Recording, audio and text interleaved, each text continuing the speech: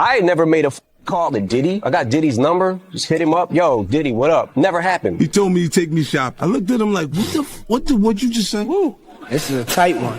And the winner is Eminem, the Eminem style. Wait, he didn't just spell the word rapper and leave out a P, did he? Yep. But why did Usher tell us to stay away from Diddy?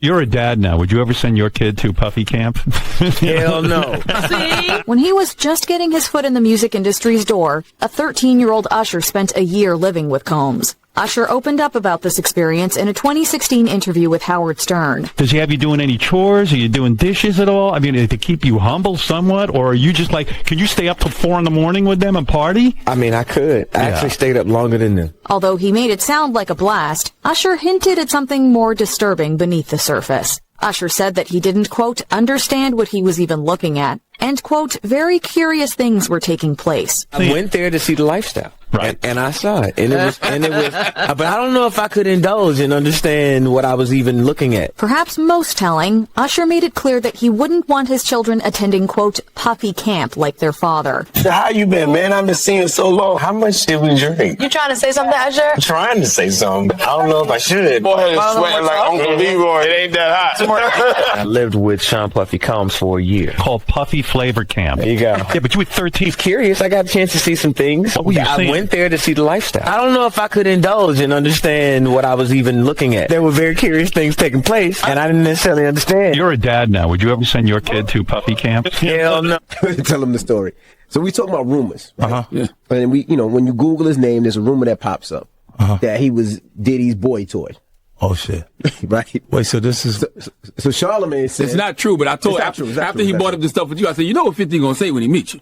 Oh, no, I don't know that was going on. In particular, Netflix docuseries that you've been working on, Diddy Do It. Right. You've been saying for years that you feel you knew Diddy's character. Right. Yet you said you weren't a part of that lifestyle. You weren't going to the parties. So what makes you so absolutely sure that these kinds of allegations that we've seen against him are true? Well, I'm surprised by the allegations, as surprised as everyone else is. Like, I didn't make the allegations. I didn't tell people to say these things. It comes out, I see it in the news like everyone else. But I did feel uncomfortable with the way you would present the idea of going to these projects. To come party with me. Yeah. No. Fuck, like he called, we should kick it on telephone after the meeting. Right. And be like, matter of fact, they sent me the girl pictures, like pictures of this girl, like, not the shit that y'all saw. For years, stories about Diddy and Usher floated as quiet rumors, whispered, dismissed, never taken seriously. 50 Cent's documentary turns those scattered fragments into something far more disturbing. Not random gossip, but signs of a deeper system built on power, protection, and selective silence. What once looked like speculation now feels like a clear, repeating pattern shaped by influence, fear, and deliberate forgetting. When silence stretches across decades, is it still coincidence? Or has it become part of the design? So I just want to say, I know a lot of people want to hear these stories and everything like that, because this is stuff that happened back in the day. And then maybe that if they knew there was going to ever be a YouTube, or they knew there was going to ever be social media, a lot of the stuff probably wouldn't have got played out like it did. But things happen, and these are just stories from the past. I would like to use that as, what you call that? Just to clear the facts up what's going on. But it all started, we was in Atlanta. And this story starts when I'm with Puff, and he's in exotic bookstores, and he's doing shopping, right? He's shopping, getting his stuff and everything like that. So, this is the first time I was ever in an exotic bookstore with Puff. So, I'm giving him his space. He's taking things off the shelves and stuff like that, because they gave him a brown paper bag. When they gave him a brown paper bag, he was just putting stuff in there. So I said, damn, he got to go put it on the counter and, show everybody what he's getting. So as he going, I'm just looking at the places where he picking stuff from. So there's one part he picked up some things from up here on my left side. And then he picked like quite a few of them down. I'm like, okay. He put them in the bag. So when I went by there and I looked up there, and it said butt plugs. And I was like, hey, yo. I was messing with him. Because people don't understand, you know, we was like friends. He was a part of the same gang. So I'm still going to tease him. I'm still going to mess with him and everything like that. I could do that. It wasn't just no security thing. So I say, yo, what are you getting this for? And it said butt plugs. And he was like, yo, can I do my shopping by myself? I said, yeah, you could do it by yourself, brother. And he started walking and everything like that. So when he got I just waited at the counter. So when he got to the counter, he didn't even have to show the guy. At the center of this story is one defining choice. A teenage Usher, newly signed, inexperienced, vulnerable, was placed inside Diddy's world at the height of his influence. The official story was always the same: professional exposure, mentorship, growth. The documentary stops that narrative cold and forces the real question. When a child is handed to an adult ecosystem in exchange for promised success, what invisible price gets paid, and who decides it was worth it? The guy stacked something like this. And Puff wasn't a dude that carried no 20s and no 50s or nothing like that. And I mean, like, he just said, boom. And we walked out the store. So we had to leave Atlanta and go to North Carolina for a show. You understand? And it was him, this rapper, Sarah, and this other girl. We all got on a G5 jet, and we flew to G4 jet, and we flew to North Carolina. So later on that, I think that afternoon, same day, this rapper and him, they all in the room together. You know, it's Sarah, the girl, Puff, and this dude, this rapper. So I'm hearing at the door and stuff like that, like, yeah. So then next thing you know, somebody rang the doorbell. We had the presidential suite where we was at. So I opened the door, and the dude said, yo, I'm here for my cousin. I said, who your cousin? And he said, Ja Rule. I said, well, he busy right now. He said, he busy doing what? I said, he with Puff. They're in the room. They busy. They don't want to be bothered. He said, well, I'm going in there. I said, bruh, you ain't going in there because he told me they don't want nobody to be bothering them. And he was like, yo, I don't care, man. I'm going in there. That bull like that. I said, yo, bruh, Jesus Christ had to come down here and take the air out of my body before you get in that room right there. Watch. He tried to bum rush me. I grabbed his and threw him against the piano. When I threw him into the piano, Puff and Ja Rule runs out the room. Puff got his towel, Ja grabbing his towel, but they butt the naked. And so then Ja was like, yo, what's going on? Yo, Gene, that's my cousin. He know me well. You know, and Puff was like, yo, Gene, what happened? I said, he tried to get in the room. I told him he couldn't get in the room. And he was like, Puff looked at Ja. He said, yo, Ja said, you ain't want to go in that room because there's a lot of freaking going on. So I was like, oh, he said it was a lot of freaking going on. So that was basically that story, man. You know what I'm saying? They went back in the room. Dude felt a certain kind of way, and he left out. So I seen them at the concert the next day, and they tried to, you know, form up against me. But my man Frank was like, I told my man Frank, I was like, yo, Frank, put yourself in that position. Somebody trying to get in the room, and Ja told you don't let nobody get in the room. What would you do? Now, y'all can do whatever y'all want to do, man, but you know I ain't taking no losses. He said, yo, you good, and that was it. Bro, when Ja said, you don't want to come up in there, a lot of freaky stuff is going on. You got to use your mind. What they was doing with those butt plugs. Right.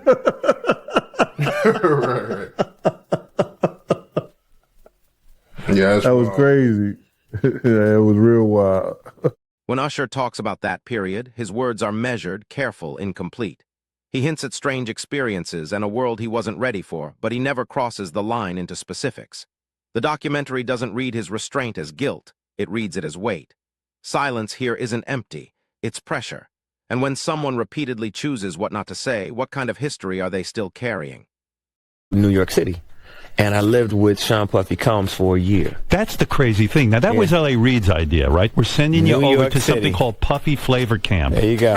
To learn Flavor Camp. Yeah, Flavor that's Camp. what it was called. And you're going to go to Puff Daddy's. He's going In the 90s. Do you understand what that's like? Puffy's place was like just filled with chicks and orgying like nonstop, right? No, not really. I mean, but hey, it was curious. I got a chance to see some things. Yeah, but you were 13. What were you seeing? I went there to see the lifestyle. Right. And I saw it. And it was, but I don't know if I could indulge and understand what I was even looking at. It was pretty wild. So nobody tried to, some woman didn't come along. I didn't say that. Okay. I didn't say that. What I did say is that there were very curious things taking place. And I didn't necessarily understand it. Biggie Smalls was there. Biggie Smalls was there. Lil' Kim, Craig Mack. All these people are hanging around. Yeah, man. Faith Evans. Jodeci, Mary J. Blige. They didn't know nothing about this shit. Oh. I was having a good time. You know what I mean? Does he have you doing any chores? Are you doing dishes at all? I mean, to keep you humble somewhat? Or are you just like, can you stay up till 4 a.m. with them and party? I mean, I could. I actually stayed up longer than them. And what kind, do you have money? What's going on? I mean, I had like per diem. I had like, What like a living. life. Yeah, it's pretty crazy. 14 years old. You're a dad now. Would you ever send your kid to Puffy Camp? Hell no. See? For decades, the music industry has justified these arrangements with the same logic. Proximity to power is how stars are made. Gatekeepers called it a necessary rite of passage, a price for greatness. This documentary dismantles that excuse. It asks, when does mentorship without safeguards become simple exposure? When does vision without accountability become negligence? And when adults make irreversible decisions for minors, who really carries the consequences? For weeks asking me to come and teach him wanted me to be his acting coach for a while. Sitting around just looking. I'm like, okay, what's the material you want to work on? He's just looking at me. Then next thing you know, okay, I want to hear your music. So I come over there and I play the music. And he's sitting there, just looking at me, like waiting. Okay. So then my assistant was like, he wants to hang out with you next week. And I was like, for what? He's like, I think he's trying to f you. Come on now, dog. That's what my assistant said. And I was like, oh. Come on, man. Now I get it.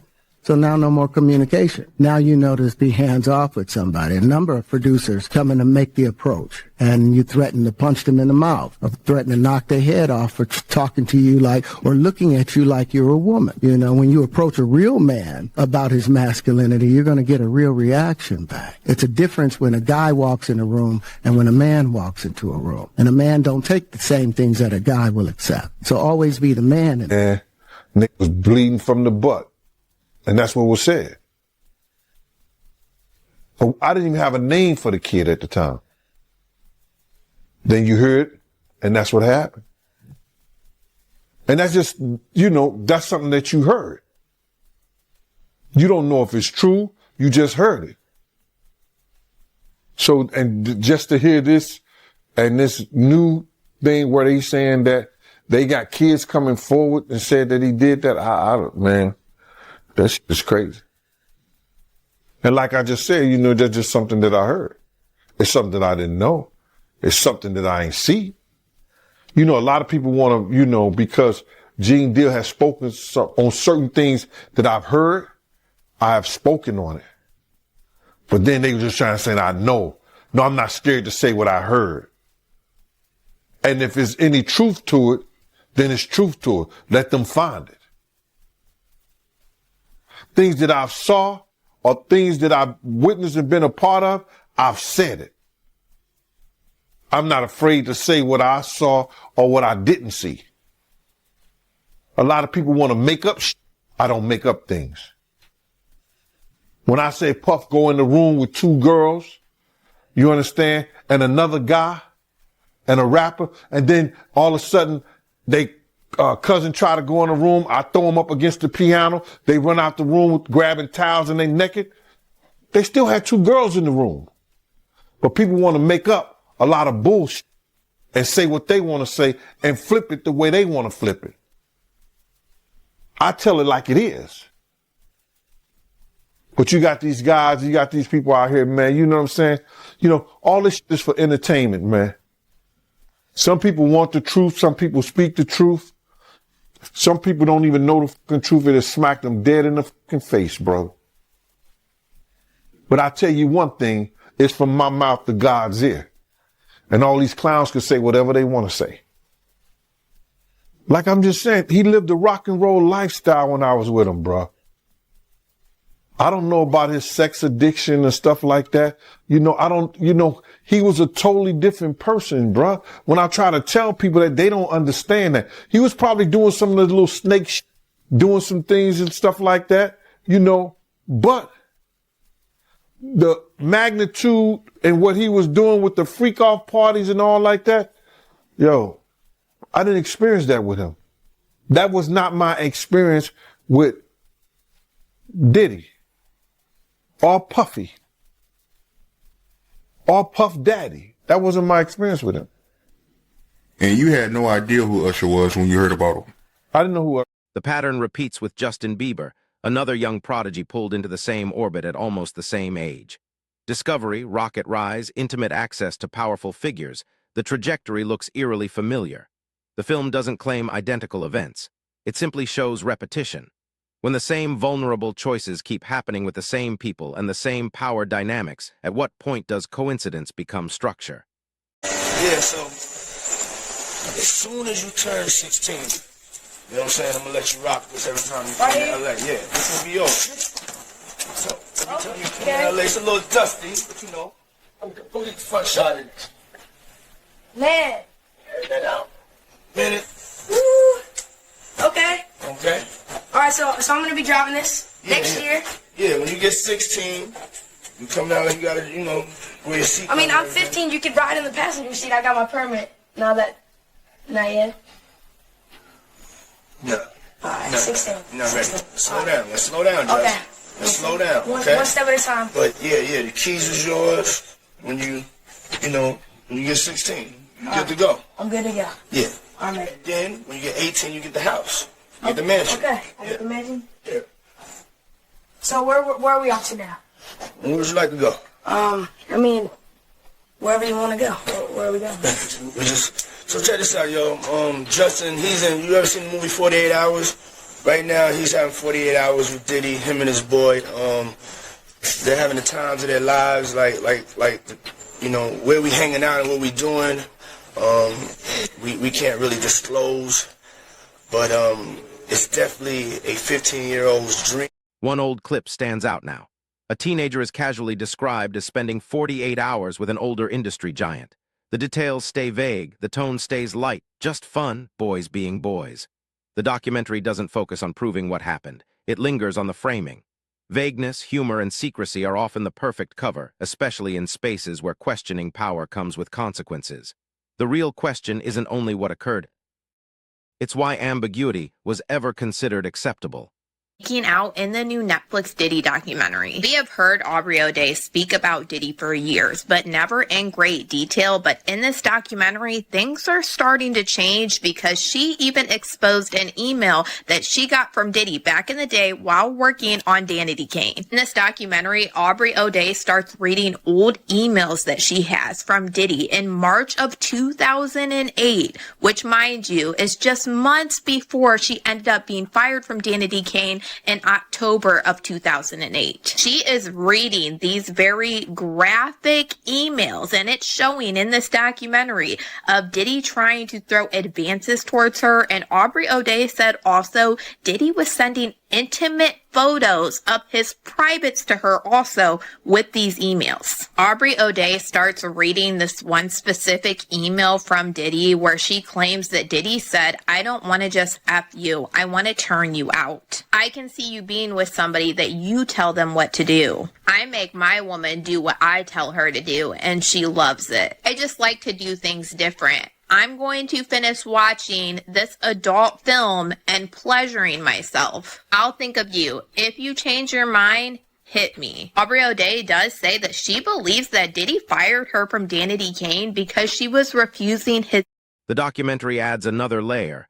Abuse in shared spaces isn't just about the people who allegedly did it. It's also about the people who allegedly saw it and stayed quiet. Silence in elite circles isn't accidental. It's a social contract.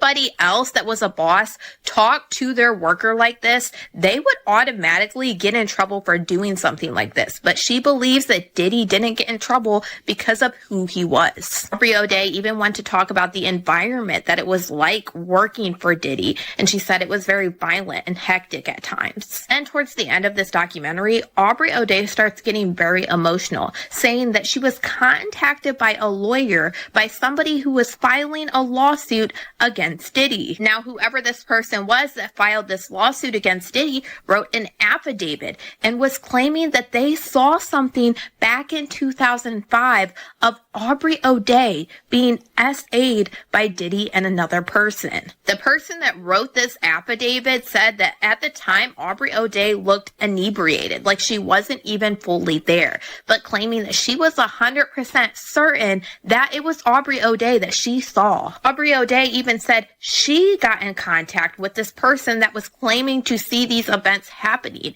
and that this person doubled down, saying she knows what she saw. Aubrey O'Day even said that this person that filed this lawsuit and wrote this information about her said, "You can even take it public. I will double down and stand right behind you." You can tell that Aubrey O'Day was obviously very shaken up by this. She said she has known about this accusation for over a year. She is claiming this is something that she has no recollection of, so she is really worried and wondering if something like this actually did happen to her, like this person is claiming. This is only one topic that I do want to talk about when it comes to the Diddy documentary. I feel like there's quite a few things that I want to talk about. But for now, y'all let me know what you guys think about all this. When speaking up costs access and silence preserves status, the most chilling question isn't who acted, it's who looked away. When power can silence an entire room, does staying quiet become its own form of participation? It's very weird. The voice memos alone. I miss your legs. Your limp leg. Your limp leg. Damn. Not legs. Your limp leg. Leg. Yeah. Jeez. What straight grown man says that to another grown man? Because it sounds like the leg that he was referring to was his pee-pee sky. God damn. And again, we're bouncing around, but for Lil Rod, that whole part right there where he stated, they would all just be drinking, and then all of a sudden everyone's out of it, and he would wake up with women next to him. Sometimes he'll wake up with Diddy next to him, not remembering what happened the night before. Yeah. That's as wild as it gets, man.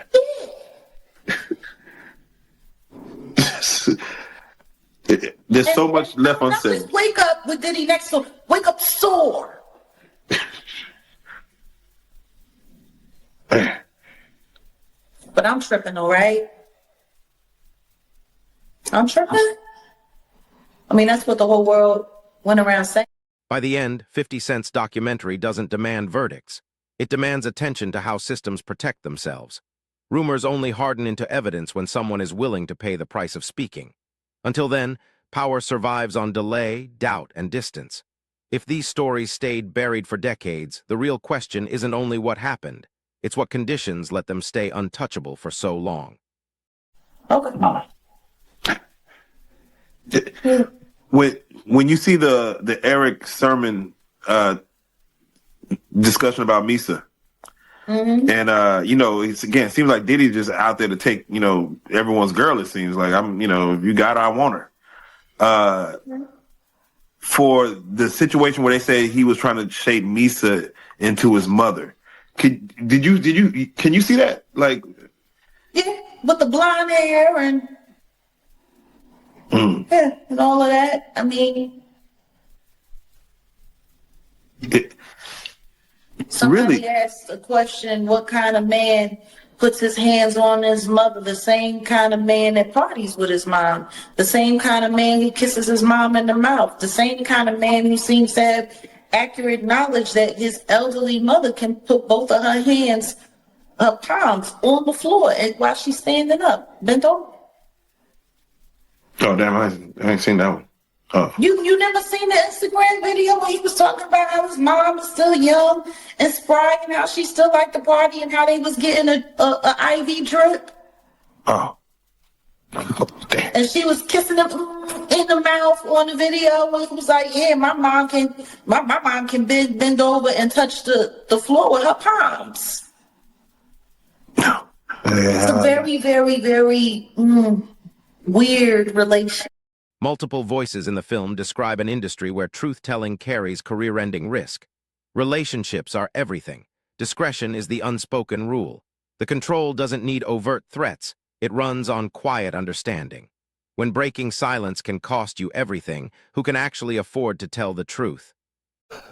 I think I told you about that. One time, him and Sarah and this young girl flew from Atlanta. And and flying from Atlanta, we had this artist with us, right? And we were staying in the presidential suite at the hotel. And this particular artist and Puff, they told me, don't let nobody come in the room. So I said, all right, cool.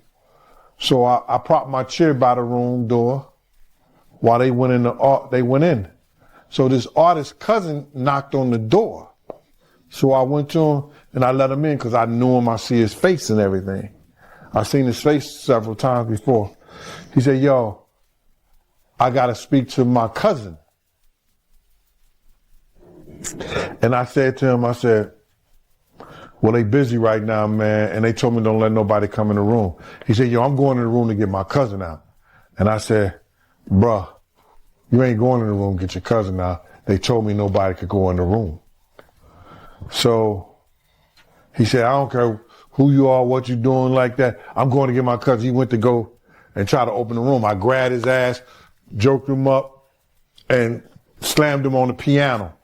And then next thing you know, Puff and this artist run out the room naked. And so then I said, I see the artist trying to grab a towel. Puff didn't give a shit. And the artist like, yo, what's wrong? What's going on? What's going on? He's like, yo, G, that's my cousin. And I was like, yo, my man, he was trying to get in the room and y'all told me don't let nobody come in this room. Jesus Christ gonna have to come take the Puff. No, Jesus gonna have to take the air out my body if anybody coming in that room. And Puff just looked at the artist and the artist said, you ain't want to come up in there. It was a lot of freaky shit going on. That was it. And I ain't telling you the artist's name.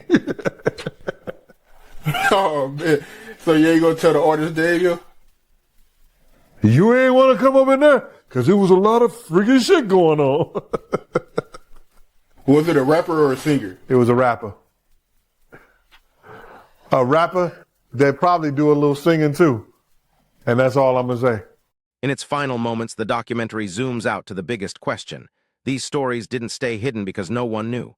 They stayed hidden because the system was engineered to swallow them. Power delayed scrutiny. Success muffled doubt. Silence filled every gap. If the truth took decades to break through, the question is no longer just what happened. It's whether the system that enabled it has actually changed at all.